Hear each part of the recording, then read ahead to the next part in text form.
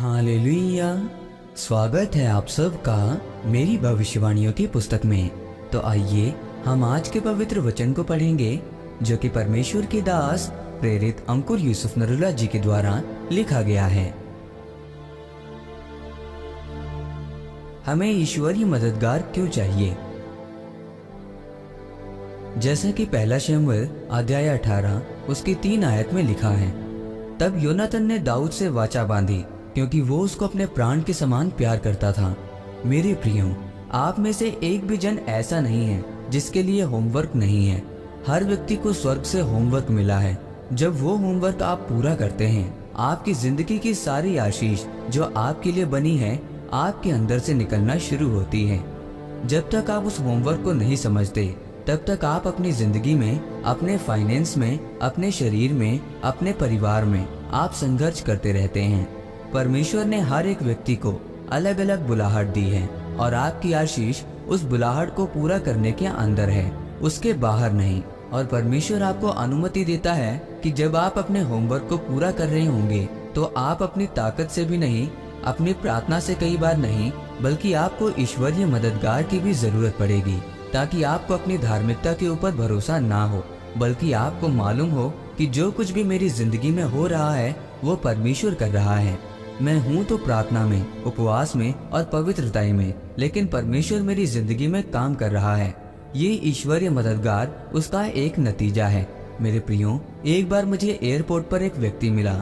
जब मैं जा रहा था तो वो हमें बताने लगा, मेरी जिंदगी में और परिवार में परेशानी है। हमने कहा ठीक है, हम प्रार्थना करेंगे। जब हम भारत में वापस आए तो वही व्यक्ति हमें फिर मिला। एयरपोर्ट पर हम अपने बैग लेने के लिए उस व्यक्ति के पास बैठे थे। तब उस व्यक्ति के पास दूसरा व्यक्ति आया और अपने धर्म के हिसाब से कुछ बोला। तब वो व्यक्ति जिसके पास हम बैठे थे उसने उसको जय मसीह की नहीं बोला, और हम हैरान हो गए कि अगर उसे ये नहीं मालूम कि उसका होमवर्क क्या है तो इसलिए वो अपने परिवार में संघर्ष कर रहा है।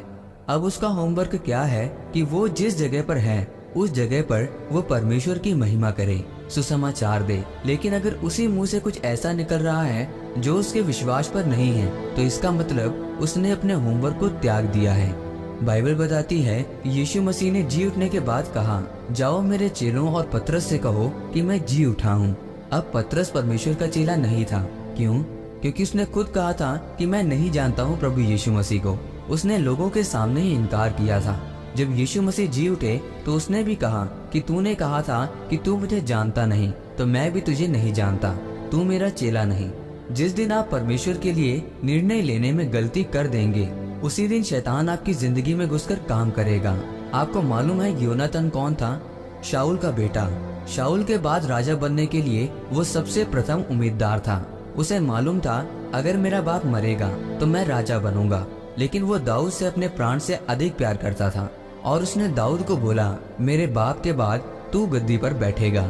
ईश्वरीय मददगार इसे बोलते हैं जो बिना किसी लालच के आपके साथ हो जाएंगे, और जब तक आपका होमवर्क पूरा नहीं होगा तब तक वो आपको छोड़ेंगे नहीं। मेरे प्रियो, दाऊद अपनी जिंदगी में, अपने परिवार में मुसीबतों के आने पर भी परमेश्वर की बुलाहट को पूरा कर रहा था। इसीलिए परमेश्वर ने उसकी जिंदगी में ईश्वरीय मददगार भेजा। ऐसे ही अगर आप भी अपने जीवन में परमेश्वर के वचनों पर चलेंगे तो परमेश्वर आपकी जिंदगी में भी ईश्वरीय मददगार को भेजेगा। आमीन।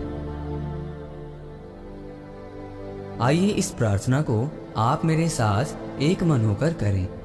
सर्वशक्तिमान परमेश्वर, इस वचन के लिए मैं आपका धन्यवाद करता हूँ और प्रार्थना करता हूँ कि परमेश्वर आप मेरी जिंदगी में ईश्वरीय मददगार भेजें ताकि मैं अपने होमवर्क को पूरा कर सकूं।